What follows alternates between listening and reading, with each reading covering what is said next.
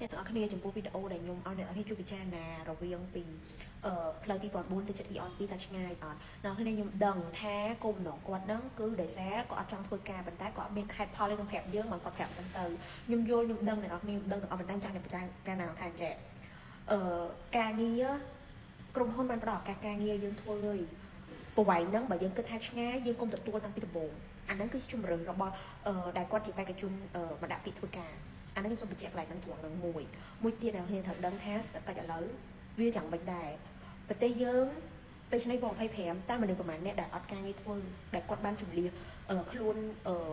ពីថៃមកខ្មែរដែលអត់ការងារធ្វើអ្នកអង្គត្រូវដឹងកន្លែងហ្នឹងអញ្ចឹងបើសិនជាយើងរកការងារធ្វើបានហើយចូលរក្សាកន្លែងការងារហ្នឹងយើងធ្វើការងារហ្នឹងឲ្យបានល្អឲ្យអស់ទៅពីទឹកចិត្តរបស់យើងអ្នកនរគ្នាមិនបានន័យថាអូខ្ញុំនិយាយអញ្ចឹងទៅដោយសារខ្ញុំជា HM តែអ្នកនរគ្នាធ្វើការឲ្យអស់ពីឲ្យអស់ដៃអស់ជើងអ្នកនរគ្នាមិនមែនអញ្ចឹងតែយើងត្រូវដឹងថាសេដ្ឋកិច្ចយើងបច្ចុប្បន្នអត់ល្អដូចមុនទេអានឹងខ្ញុំលើកឲ្យម្ដងទៀតអញ្ចឹងយើងរកការងារណាបានធ្វើហើយកុំឲ្យគេខកចិត្តពិបាកដោយសារយើងឲ្យសោះចូលរក្សាការងារណាបានល្អអានឹងគាត់ជាសារពីខ្ញុំទៅអ្នកនរគ្នាអរគុណអ្នកនរគ្នា